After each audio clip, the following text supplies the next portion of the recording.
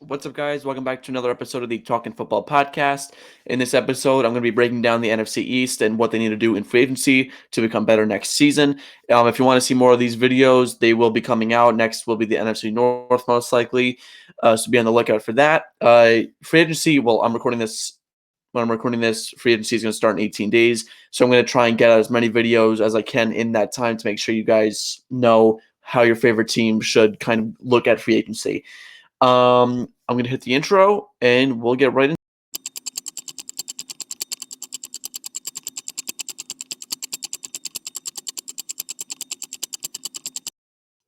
So just so you guys know, this is going to be strictly based on free agency. So when we go to like Dallas, for example, there's a couple of holes that they have that I clearly identify as like, oh, they should use the draft to fill out these holes. I'm not going to address those now. Maybe later when I start to do scouting. The combine starts very soon. So I'll probably go based off of that, and I might start to project. Oh, this, let's say Egbuka maybe might go to the Cowboys from Ohio State. Maybe that's where they want to go there. So that's what I'm gonna do at that point. But for now, I'm just gonna leave it as draft. So if you see draft on the graphics, that's why. Before we start, though, I want to break down my stages of the offseason. So I have four stages because I'm going to present my screen and I want you guys to know what each stage means. So the bottom tier is your rebuild tier. Very straightforward. You're not good. You need to add more pieces. You need to add young guys. You kind of need veteran leadership. It's a little bit of mix of both. Maybe you just hired a new head coach. Maybe, you are on the decline and you need to just kind of just regroup where you are and you're a bottom tier team. My bottom middle phase, and there's four phases, by the way. My bottom phase, my bottom middle phase, so the second bottom phase is identity phase. Now, if you don't know what identity phase is, which I'm assuming is almost all of you because this is kind of my thing. Identity is where you find out what works for you. What are you good at? What do you want to be known for when you become a contender?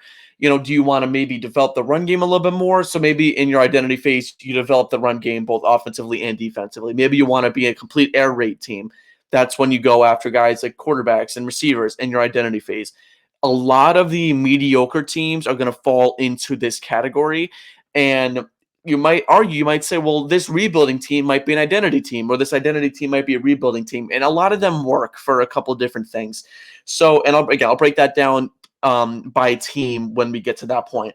My third phase is jump year. Jump year, again, pretty self-explanatory. When you are good, but you're not great, and you need a couple of extra big time pieces to make that extra jump into the playoffs, or not by just the playoffs, also like a deeper run. So a great example of this is the Vikings. They need a few extra pieces to kind of have a jump year and make it to the divisional championship, Super Bowl. That's what I mean by that. And then my final tier, or my final stage, is contender. That's pretty self-explanatory as well. You're great. You're going to compete for the Super Bowl. You're going to compete for a deep playoff run this year. That's kind of what that means. Okay. So, like I said today, we're going to start with the NFC East, and we're going to go by rankings from the bottom to the top. So we're going to start with my team, the New York Giants. So let's take a look at this team. What do they need? They need a quarterback. They need secondary, offensive line, defensive tackle. They could absolutely use some wide receiver help. They could probably use some better tight end depth. They need help everywhere, basically, really, except for like your big ticket play. Like, I don't think they need an edge right now. They have Brian Burns, and they might say, oh, well, they have Dexter Lawrence for defensive tackle. I mean, like, they need more DT depth, and that's not something they have right now. Their offensive line stinks. They need more depth there. A lot of those guys are on one-year deals. They need more depth in that standpoint. They need a quarterback. DeVito should be back next year. He is an exclusive rights free agent, but or restricted, but he's technically not on the roster as we speak right now, or when the new season starts. So they have no quarterback. They definitely need one there. They have $48 million in cap space with the new cap hold. Now, this is per over the cap. Just so you guys know, this number may fluctuate over the next few weeks before free agency starts. But right now, they have them at around $48 million. I have the Giants as an identity team. They might say they should be rebuilding, and I think that's a fair point to make. But here's the thing with the Giants. They were 2-3 at one point this season, and then they kind of just got derailed with injuries. Andrew Thomas got hurt. There were other, like, Thibodeau got hurt. There were guys that were just getting hurt and they weren't really deep. Jones got cut. They didn't have like a true QB1 and then lost a ton of games. But they were 2-3. They need to know what they're good at. And like they had like that smart, tough, and dependable or whatever it was. And that's stupid because every team goes to that. That doesn't make you unique. The Giants have nothing unique about them. They need to kind of build that this offseason. What's going to make you stand out when you're building? Because right now, your identity is that you're not loyal to your key players. We saw Barkley left in free agency, and he became basically like the best player in the NFL. I mean, he really was. So I have them as an identity team at this point. How can they kind of build on what they have already there in New York? I mean, I'm not saying that they're close because they're not, but they are at an identity point. I don't think they're rebuilding because, and also John Mara said, this is a team that's not rebuilding. Like we need to reload at this point. So let's look at their key moves that they kind of need to make this offseason. So they have a couple of, key like in quotation or in quotations basically. That they're not really keys, but they are some guys. And also, when I have R in parentheses, that means that they'll be re-signed. That's how I had that done. So they have Darius Slayton, they have Azeez Ojulari, Isaiah Simmons, GVR, and Pinnock are your major guys that need to be re-signed or that they don't need to be re-signed that are going to be free agents. I have them re-signing Ojulari, Simmons, and Pinnock. Slayton, he has been a great deep threat. I think he's going to really excel with another team. I just don't think the Giants really have room for him at this point. I mean, if they resign, I wouldn't be surprised if they re-signed him. I'm just saying I don't think they should at this point. He's probably a little bit too expensive for them. They need to address some other positions. Ojulari, he played really well last year. When Tibbs was out, I think he had 6 sacks in like 5 games, which is really, really nice to see. When he played Simmons, he can kind of play everywhere. They didn't really play a lot last season, which kind of irritated me, but we know he can be good. So I would say re-sign him, especially if he's going to play a big role in Shane Bowen's defense. Greg Van Roten, let him walk. And Pinnock, I'd say re-sign just in case because, you have Javon Holland is the best safety on the market, and you're probably not going to get him. So let's say re-sign Pinnock. 5th-year options, Kayvon Thibodeau. You accept that. Evan Neal, you decline. That's pretty straightforward. I don't really need to break that down too much. Okay, so let's look at my projected moves for the New York Giants. So I have 4 guys that I have them signing. Also, I just want to make a note of this. I'm going to do my best to not repeat players. And most likely I will be repeating players. I'm going to do my best to not overlap players in the same episode though. So when you guys are watching this, and let's just say, like you see here, you see Jameis Winston on the top.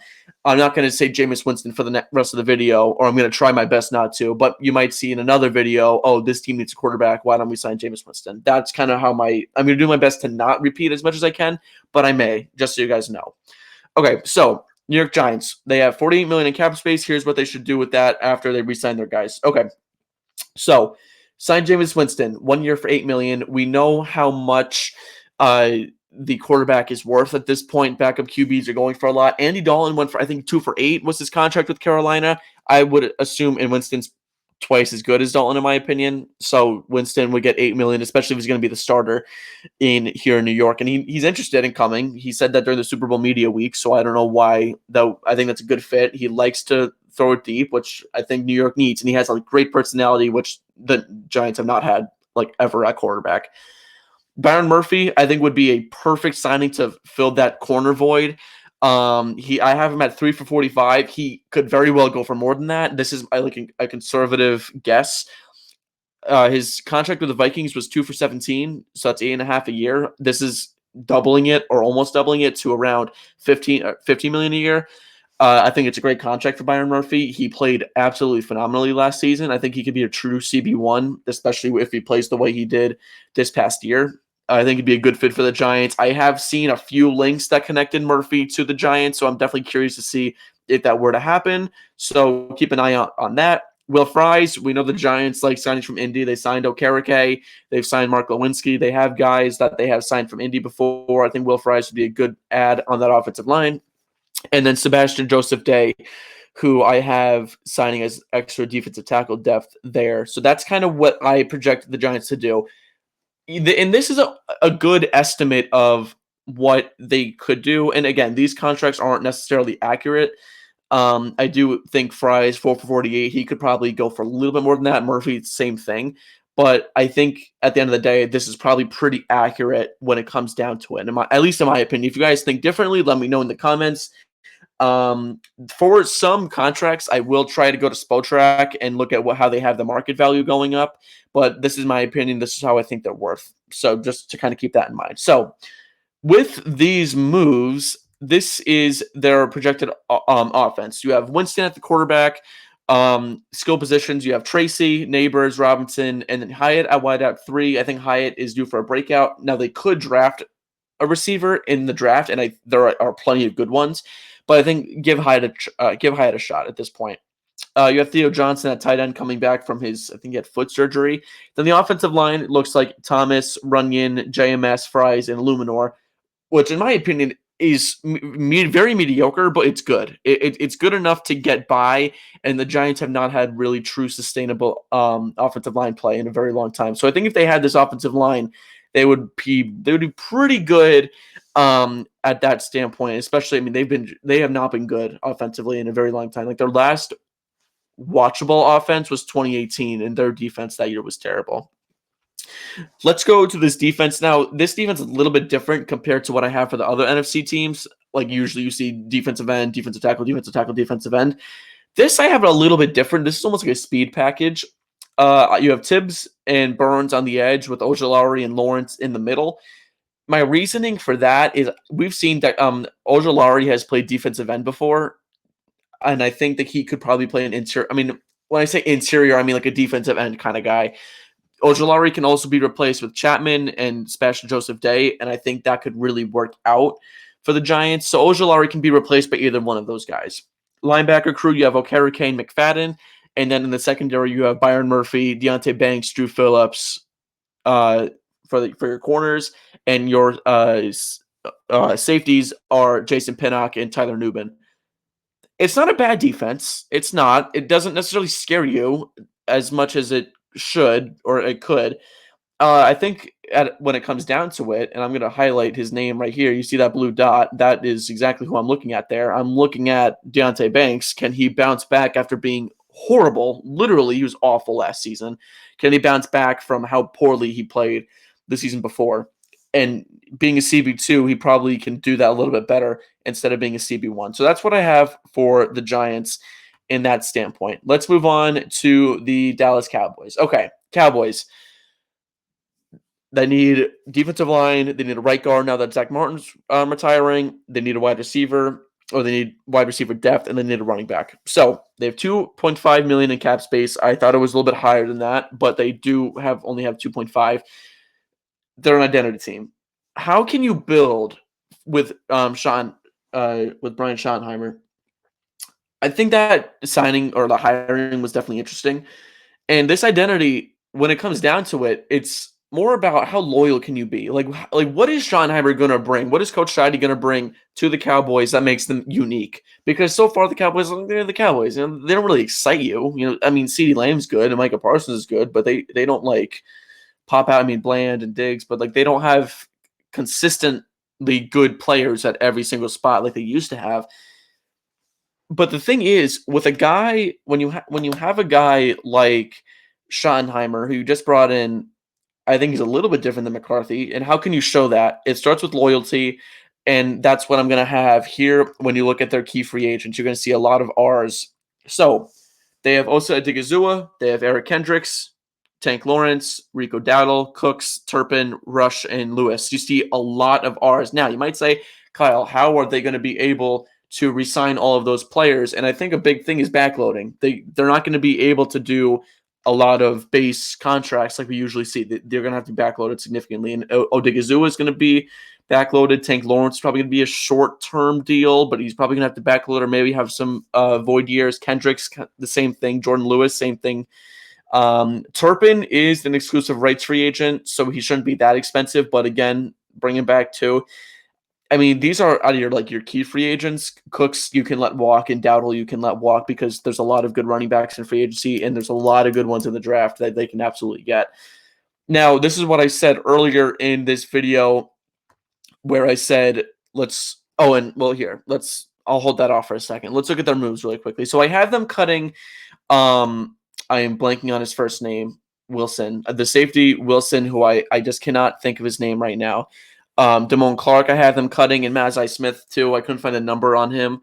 Oh my gosh, Wilson. What is his name? He He was very good. Donovan Wilson, that's his name. I totally blanked on that. Donovan Wilson, I have him cutting. So this should free up give or take probably around a little bit north of 10 million. It'll definitely Mazai Smith will definitely give him some kind of dead cap.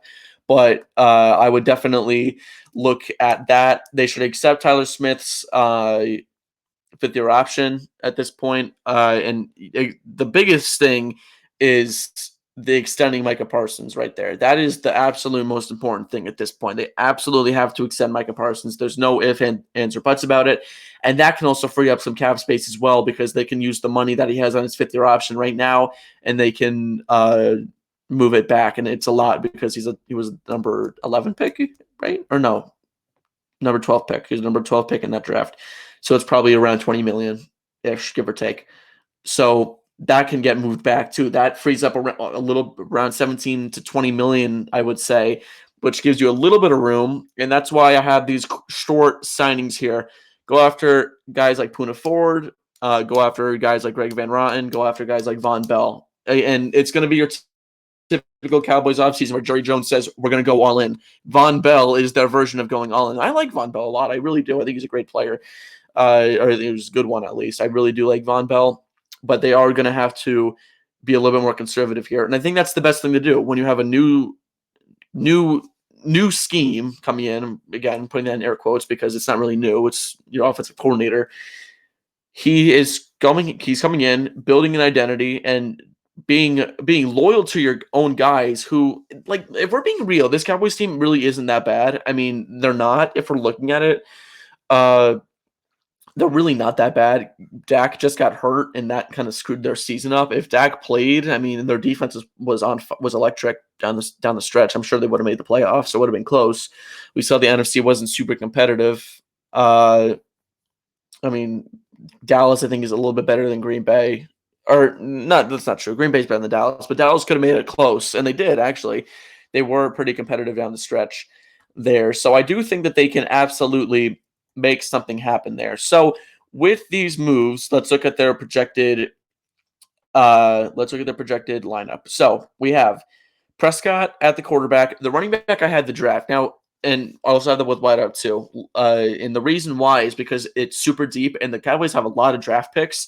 So something I want to note is that they can easily go after guys like Genty, guys like Henderson, guys like Hampton from UNC, who's come out of nowhere. I need to do scouting on him because everyone's saying his name, and I know he's dynamic, and I think he would fit this offense pretty well.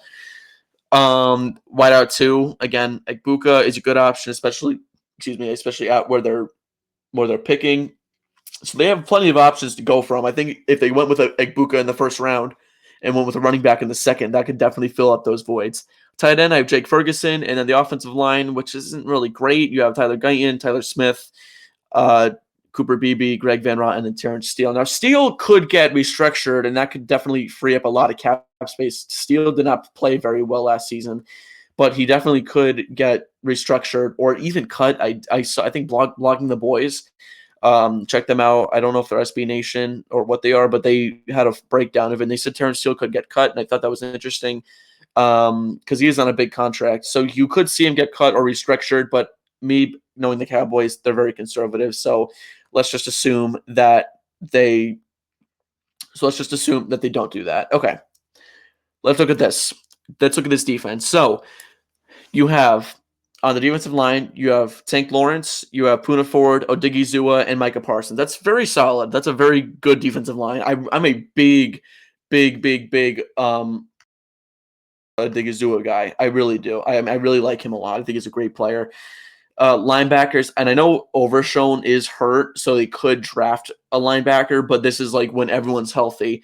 What would their team look like? I have Kendricks getting re-signed and Overshown at linebacker, and then you have Diggs, Bland, Jordan Lewis, who would get re-signed. Then deep, you have Malik Hooker and Von Bell, which I actually think is a really solid safety duo. That is underrated. That's a really decent duo. this Cowboys team could very easily, I mean, depending on how their draft goes, they would need to get, come to think of it, they would need to get a linebacker, and they would need to get like Buka maybe, and or another receiver, and definitely a running back in the draft.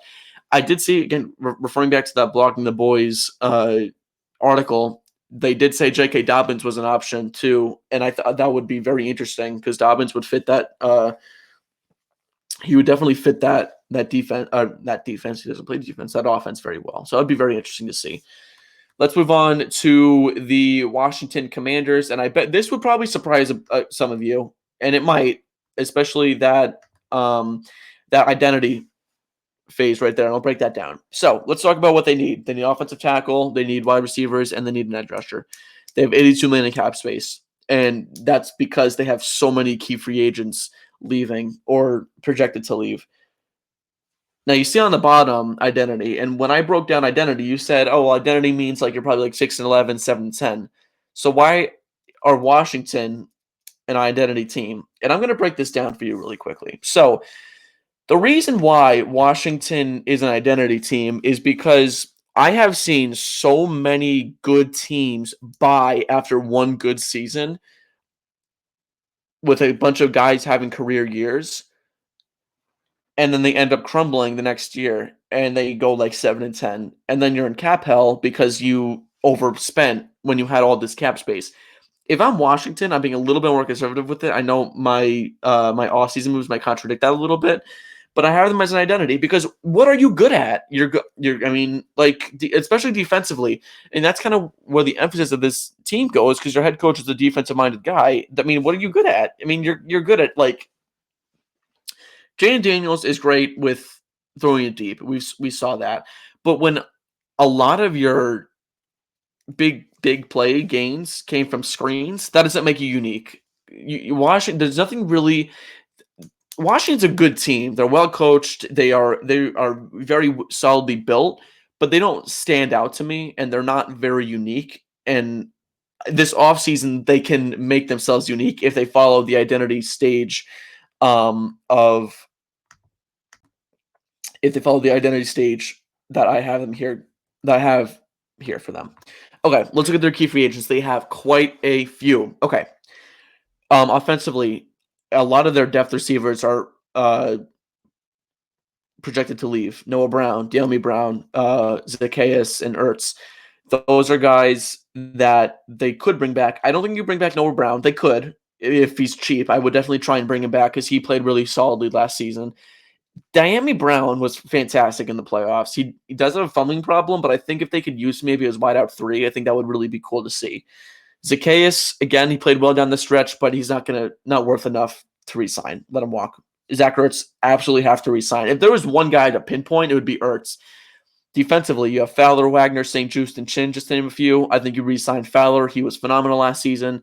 Bobby Wagner, you absolutely must re-sign. St. Juste can go. And Chin, I think you re-sign. I mean, this is 1, 2, 3, 4. This is 5 guys, and that's probably around 40 million ish. I mean, well, let's talk about this. How much is De'Ami Brown going to get? Let's say 6 million. Ertz is probably going to get. Ertz might take a discount. Let's say Ertz gets 8 million, so that's 14 million right there. Dante Fowler's probably going to get another 8 million, so that's 22 million. Wagner's going to get around 10. That's 32. Chin's probably going to get around 8. That's 40 million right there. And honestly, that could be more. We could see a lot of these guys want more. Like, oh, well, I could test the market and get more, but I'm staying here, so can you give me a little bit less than what everyone else is offering? And then maybe we see that. So that brings them down. I mean, I'm going to say only 42 million, but it's interesting to think about how they only have that much left after starting out with so much.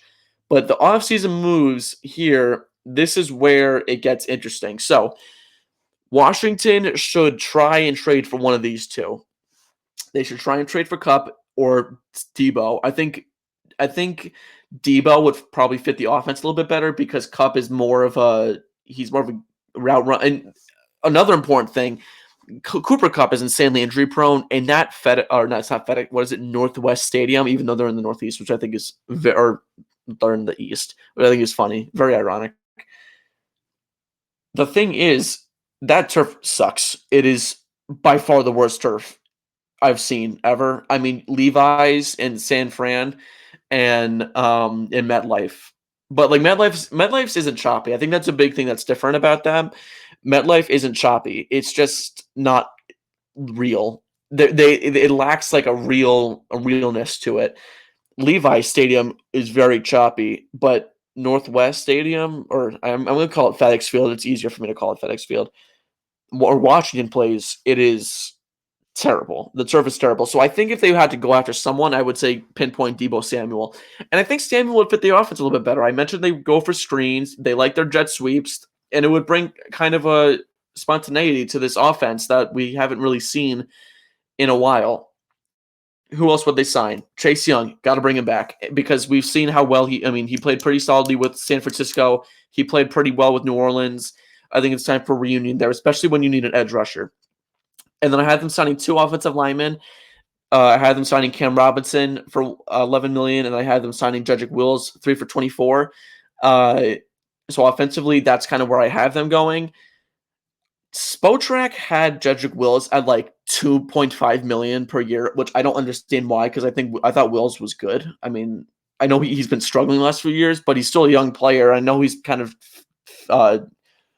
oh my goodness, he's kind of fought the injury bug a little bit, but I still think that you should make a move for him.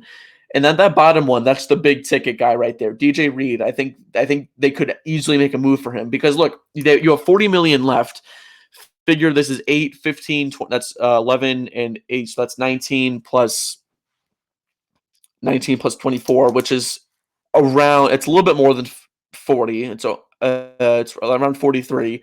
But you don't have to put you don't have to make it even. And Wills could be less than that easily, but it's still a solid offseason. I think DJ Reed would be a really interesting fit here because he's feisty, and that's what Washington does. They're a very feisty team. But having DJ Reed, who is feisty yet polished, which is a very interesting combo, and you don't see that a lot in the NFL, I think that would make this team a little bit better. And by a little bit, I mean a lot of bit. So I kind of just said like 2 different things there. Let's look at their lineup and how much better this team would be. Okay, here we go. Daniels, Robinson, McLaurin, Debo, De'Ami Brown, and Zach Ertz. That's really solid. I would love to see how McLaurin and Debo would work. I do have Cup there, and they're going to trade for one of those two, in my opinion. It's just a matter of which one. I think Debo would fit this offense a little bit better. Offensive line: Robinson, Allegretti, Biadish, Sam Cosmi, and Jedrick Wills. The outside isn't great still. It's not, and they probably should try and draft one. Debo is probably going to cost them, if I had to guess, a second-round pick. It's either going to be a second-round pick flat, maybe like a third and a fifth for Debo, because they really want to get rid of him. So with that, I mean, I think you draft an offensive lineman. I know the offensive tackle group is deep, especially, well, it's first-round deep. I don't know how deep it is for the rest of the draft. I need to do some scouting there. But you can easily draft one and get your offensive line to be that much better, and that'll be a very interesting thing to see. So let's look at their defense. Defensive line: Dante Fowler, Daron Payne, Jonathan Allen, Chase Young. That is really good. Dante Fowler likes finesse. Chase Young is just a pure bull rusher. And then Payne and Allen are unbelievably good run stoppers. Pro Bowl level, all pro level. They do what you need. They do exactly what you need them to do to be a defensive tackle. Linebackers, running it back with Wagner and Luvu.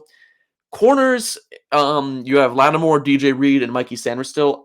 I'll be honest, and I don't know if it's the Ohio State bias, but I'm not a big Mikey Sanders still person because he's very grabby, and I thought he was a little overrated this past season.